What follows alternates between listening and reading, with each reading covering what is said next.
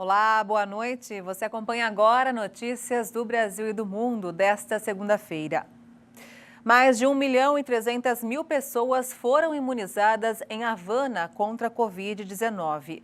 Cuba vive o pior momento da pandemia de coronavírus. A chefe de atenção primária da saúde do Ministério da Saúde Pública cubano, Maria Helena Soto, afirmou que todas as pessoas vacináveis em Havana já foram imunizadas, mais de 1.300.000 moradores. A imunização dos maiores de 19 anos na capital cubana, que tem 2,1 milhões de habitantes, iniciou em maio passado com a vacina cubana Abdala e a candidata Soberana 2, também desenvolvida na ilha.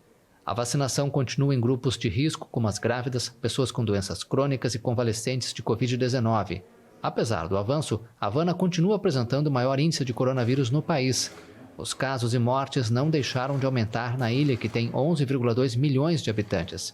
De acordo com o Ministério da Saúde, até 31 de julho, 2.655.387 pessoas receberam as 3 doses necessárias para a imunização em Cuba, enquanto quase 10 milhões de doses já foram aplicadas. As autoridades disseram em maio que pretendiam vacinar 70% da população até o final de agosto.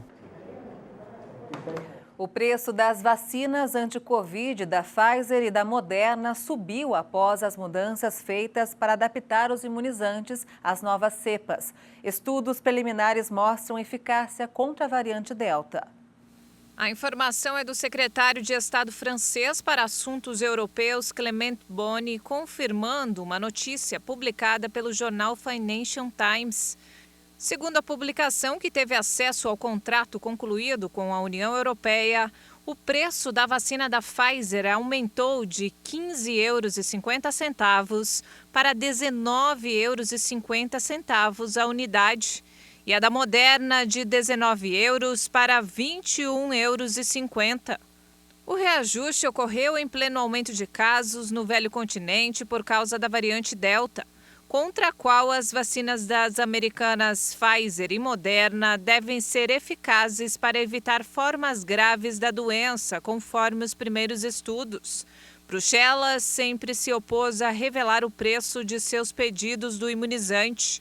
Em maio, a União Europeia fechou um novo contrato com a Pfizer-BioNTech para comprar 1,8 bilhão de doses de sua vacina até 2023, mas não informou o preço.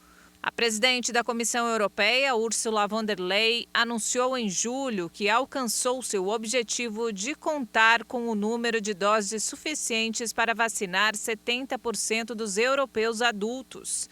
Cerca de 336 milhões de pessoas. O governo federal pretende liberar 40 bilhões de reais do orçamento para o novo Bolsa Família em 2022. A proposta é que o programa possa beneficiar 17 milhões de pessoas com R$300. Os técnicos do Ministério da Economia avaliam que vai ser possível propor um programa social, o novo Bolsa Família, com pagamento médio de R$300 mensais para 17 milhões de pessoas.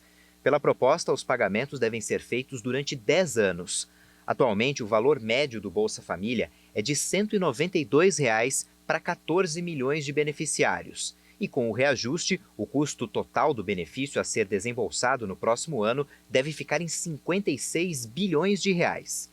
Depois de 2 semanas de discussão sobre o tema entre o Ministério da Economia e o Palácio do Planalto, o texto da proposta deve ser apresentado nesta tarde pelo ministro Paulo Guedes, da Economia, junto com o ministro da Casa Civil, Ciro Nogueira, aos presidentes da Câmara, Arthur Lira, e do Senado, Rodrigo Pacheco. E vamos agora ao mercado financeiro. O dólar fechou em queda nesta segunda-feira, revertendo o movimento de alta do mês anterior, à espera da definição sobre a taxa básica de juros brasileira na próxima quarta-feira. A moeda norte-americana recuou 0,85% e encerrou o dia cotada a R$ 5,165 na venda. Autoridades chinesas informaram hoje que o número de mortos nas enchentes que atingiram a região central do país há cerca de 2 semanas passou de 300, após uma revisão dos números de vítimas da catástrofe. Com a recontagem, chegou a 302 o número de mortos e 50 desaparecidos. Anteriormente, um balanço divulgado por autoridades locais informava 99 vítimas fatais. É o pior saldo de óbitos causado por enchentes no país desde um deslizamento de terra na cidade de Zuco, na província de Gansu, que deixou mais de 1.800 mortos e desaparecidos em agosto de 2010. Em 20 de julho, as chuvas em Zhengzhou, a capital da província de Henan, inundaram o túnel do metrô e deixaram 500 passageiros presos. 14 pessoas morreram. Em apenas 3 dias, a cidade recebeu um volume de chuva equivalente a quase um ano, um recorde em 6 décadas de registros meteorológicos. O episódio aumentou a preocupação dos chineses com possíveis impactos da mudança climática. O governo polonês confirmou hoje que concedeu um visto humanitário para uma velocista olímpica bielorrussa. A atleta foi ameaçada de repatriamento forçado após criticar a Federação de Atletismo de Belarus. A atleta bielorrussa Krystyna Tsimanouskaya recebeu um visto humanitário da Polônia nesta segunda-feira. A velocista foi ameaçada de repatriamento forçado para seu país após criticar as autoridades esportivas nas Olimpíadas de Tóquio. Tsimanouskaya criticou duramente a Federação de Atletismo por obrigá-la a participar do revezamento 4x400 metros. Após o episódio, ela foi acompanhada por funcionários do Comitê Olímpico de Belarus até o aeroporto para que voltasse para o país. A atleta rejeitou o retorno forçado porque diz ter medo de acabar na prisão. Nesta segunda-feira, a velocista compareceu à embaixada polonesa em Tóquio e o governo do país europeu confirmou que concedeu um visto humanitário. Neste momento, o problema está dentro de Belarus, de onde é mais difícil sair. As autoridades já não facilitam a saída de seus cidadãos, o que poderia explicar essa situação. Quando você está fora de Belarus, é certamente mais fácil tomar certos passos. O advogado especializado em direitos humanos Daniel Wiczko ainda explicou que, em geral, esse tipo de visto é válido por um ano, que a permite sair e entrar do país a qualquer momento dentro do período e que trabalhe sem qualquer autorização adicional. No chão, é difícil perceber algo diferente em um campo de arroz no Japão, mas de cima é possível ver uma obra de arte celebrando os Jogos Olímpicos. Olha só. A famosa Grande Onda, o Monte Fuji de Katsushika Hokusai e o inconfundível ator de teatro Kabuki. Imagens icônicas do Japão retratadas em um gigantesco campo de arroz. Uma colossal obra de arte com a qual a cidade de Oda celebra as Olimpíadas de Tóquio e mostra ao mundo a cultura do país oriental.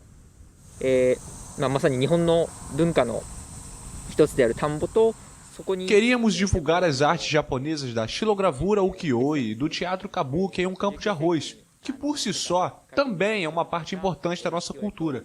Ao mostrar a arte que influenciou tantos países no século XIX, queríamos apresentar novamente o Japão ao mundo. A ideia é ainda tentar ajudar os japoneses a redescobrir sua cultura.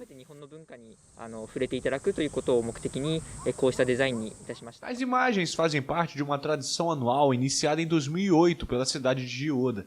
A cada ano, um comitê propõe um novo desenho e centenas de voluntários plantam variedades de arroz de diferentes cores. As enormes imagens produzidas podem ser vistas de um observatório próximo, a 50 metros de altura.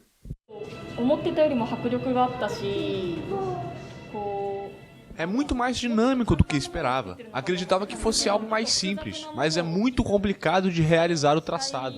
Muito difícil mesmo. Fiquei impressionada que a arte no campo de arroz seja tão panorâmica. Os funcionários do Departamento de Agricultura japonês retiram as ervas daninhas do arrozal para evitar que diferentes safras se misturem. Normalmente, 1.000 pessoas trabalham na iniciativa, mas devido à pandemia, o quadro de funcionários foi reduzido pela metade. Em 2015, eles alcançaram um recorde no livro Guinness ao criar a maior obra de arte em campos de arroz do mundo, com 28.000 metros quadrados.